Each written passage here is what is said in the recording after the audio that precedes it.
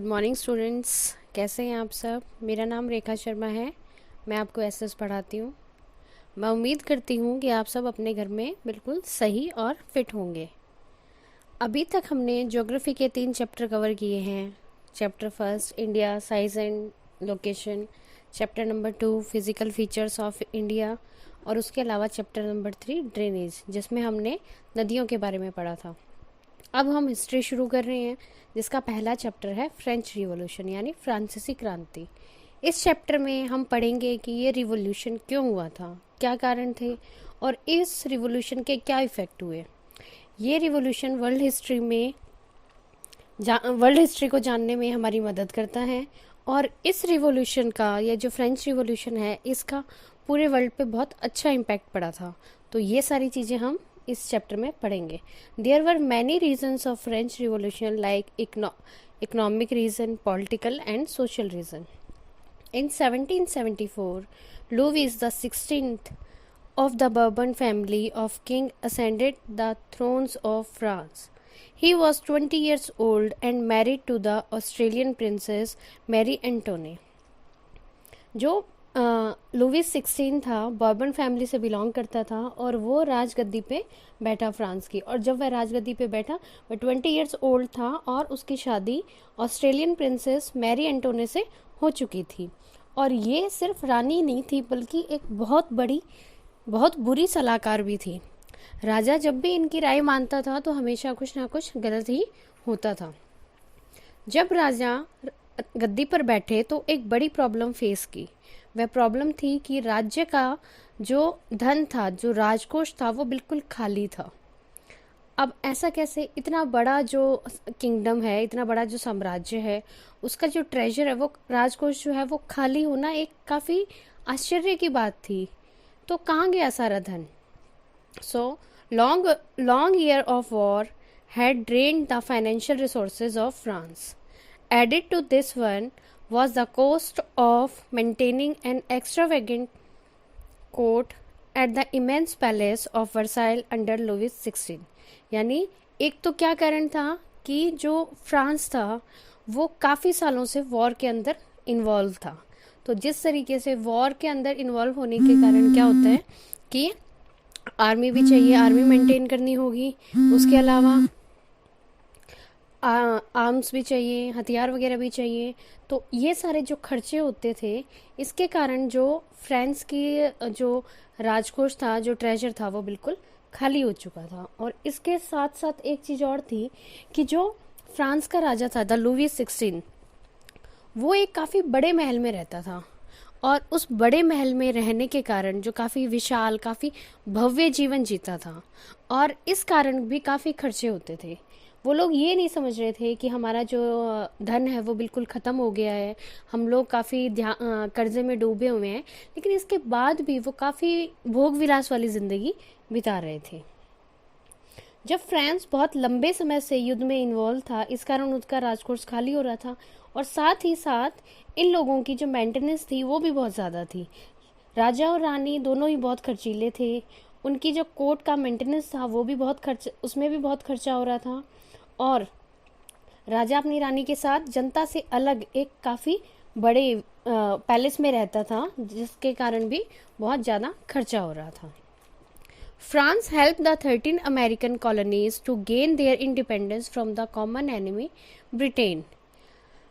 France और Britain काफ़ी बड़े दुश्मन थे। फ्रांस ने अमेरिकन कॉलोनीज़ की युद्ध में काफ़ी मदद की, जिस कारण फ्रांस का काफ़ी धन खर्च हुआ।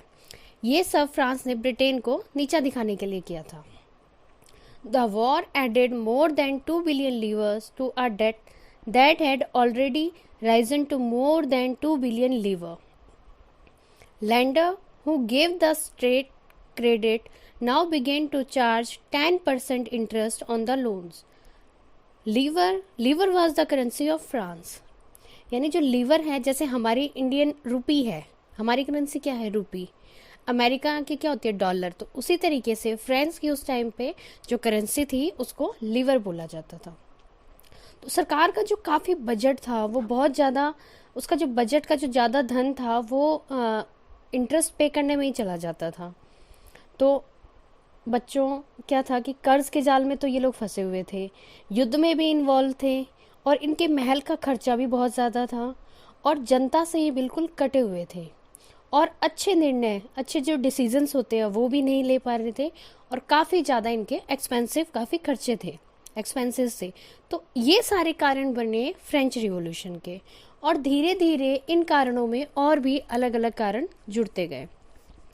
To meet its regular expenses, such as the cost of maintaining an army, the court, running government offices or universities, the state was forced to increase taxes.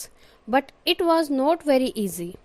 French society in the 18th century was divided into three estates, and only members of the third estates paid taxes.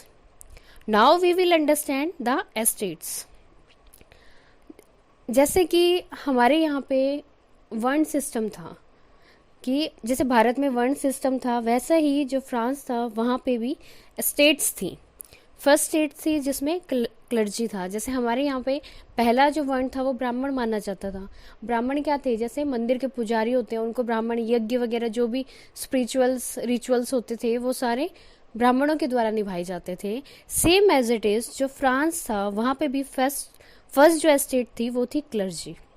तो clergy कौन होते थे, जो church के fathers होते थे उनको clergy कहा जाता था। सेकंड स्टेट थी नोबिलिटी।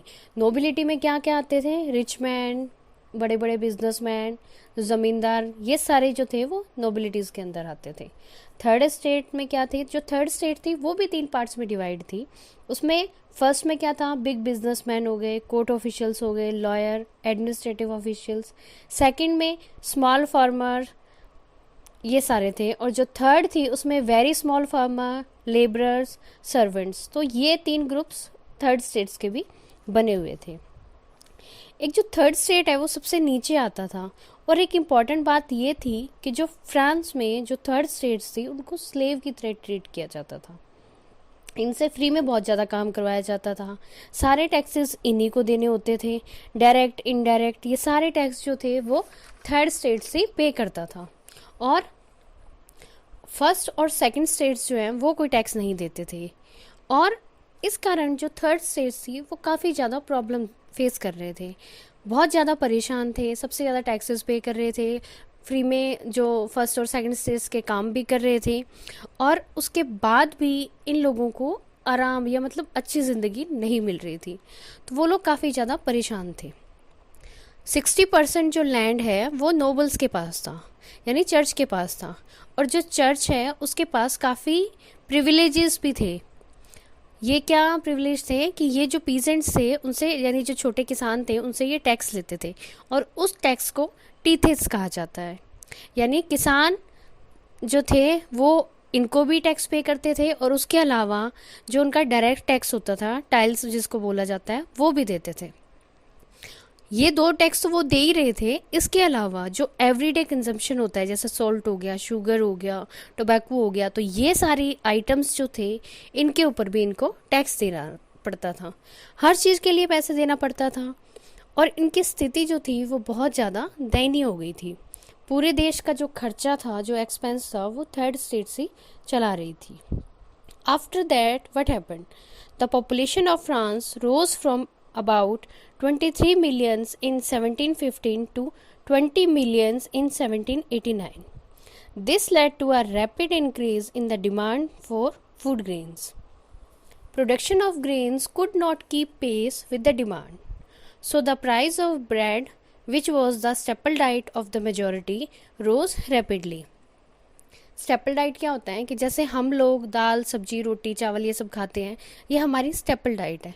उसी तरह जो फ्रांस के लोग हैं वो ब्रेड खाते हैं, तो ब्रेड उनके क्या है, स्टेपल डाइट है। तो इसलिए उनके लिए, जैसे हम लोगों के लिए खाना बहुत इंपॉर्टेंट है, रोटी चावल बहुत इंपॉर्टेंट है, तो उनके लिए भी वो बहुत ज़्यादा इंपॉर्टेंट थी जिंदा रहने के लिए। और इसी के रेट बढ़ते जा रहे थे। तो इस कारण जो काफ़ी लोग थे वो आवाज़ उठाना चाहते थे। But most workers were employed at laborers in workshop, whose owner fixed their wages.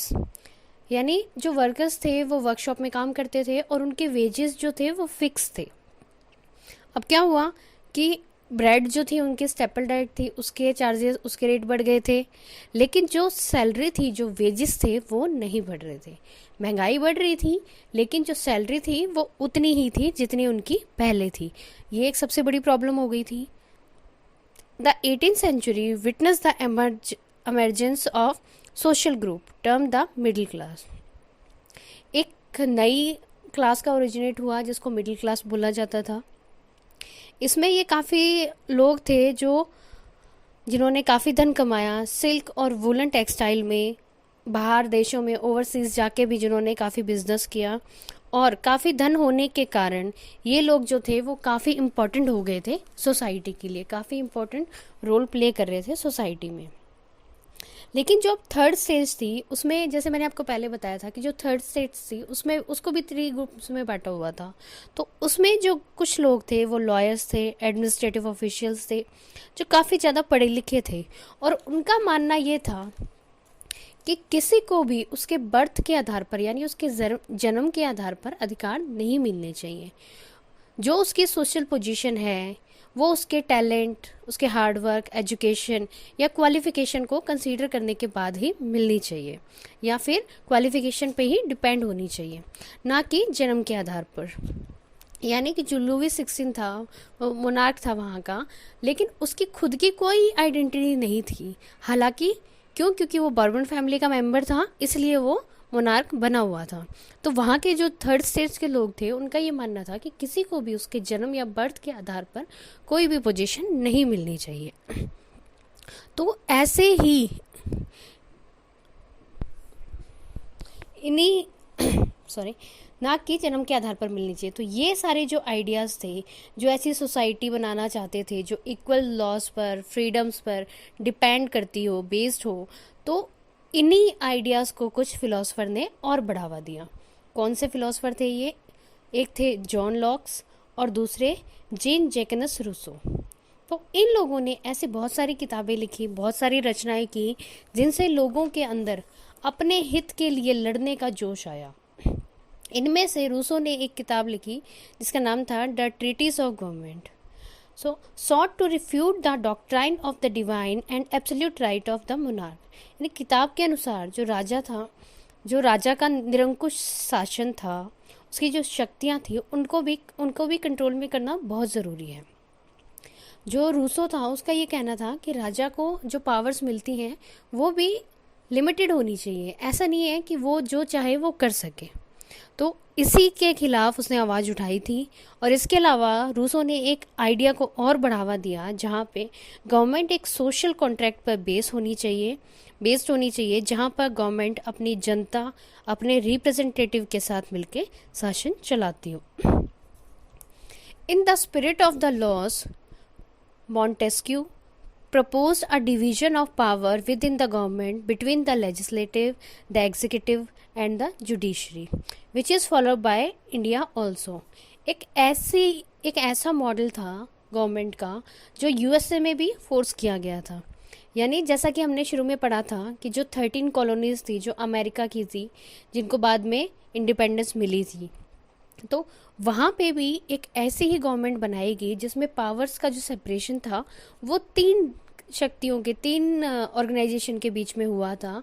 That first is legislative, second the executive and third the judiciary. Legislative व्यवस्थापिका, कार्यपालिका और न्यायपालिका, जो हमारे देश में भी होता है। हमारे देश में भी हम लोग भी इसी तरीके, यही गवर्नमेंट की जो फॉर्म है उसको फॉलो करते हैं। तो जैसा हमने शुरू में पढ़ा था कि जो फ्रांस था वो 13 कॉलोनीज़ की हेल्प की थी उनको इंडिपेंडेंस दिलाने में। तो उन्होंने भी अमेरिकन कॉन्स्टिट्यूशन में ये गारंटी दी थी कि इंडिविजुअल राइट्स होंगे, पावर्स का सेपरेशन होगा लेजिस्लेटिव, जुडिशरी एंड एग्जीक्यूटिव के बीच, और इनको बहुत इम्पॉर्टेंट माना गया। और फिर सभी, मतलब पूरे वर्ल्ड में ही ये चीज़ लागू की गई। अभी भी कुछ ऐसे देश हैं जहाँ पे नहीं है मानी जाती, लेकिन मोस्टली कंट्रीज़ ने ये सिस्टम फॉलो किया। तभी देश में जिस तरफ ये सारी चीज़ें हो रही थी, तभी एक अलग खबर आई, अलग एक अफवाह या समाचार मिला, जिसमें क्या था कि जो लुई 16 था, जो हमने पहले ही पढ़ाया था कि टैक्सेस बढ़ाना चाह रहा था, तो उसने टैक्स बढ़ाने की शुरुआत की। लेकिन एक शुरू से ही एक रिवाज या एक ट्रेडिशन चल रहा था कि कोई भी जो मोनार्क है वो अपनी मर्जी से टैक्स नहीं बढ़ा सकता। तो उसको टैक्स बढ़ाने के लिए स्टेट जनरल की सहमति चाहिए, यानी उनके साथ एग्रीमेंट होना चाहिए। तो इसके लिए स्टेट जनरल की मीटिंग होगी और स्टेट जनरल टैक्स के प्रोसीजर को आगे बढ़ाएंगे। अब स्टेट जनरल क्या है? स्टेट जनरल एक पॉलिटिकल पार्टी है, और जो तीनों स्टेट्स जिसके बारे में हमने बात की थी फर्स्ट स्टेट, सेकंड और थर्ड,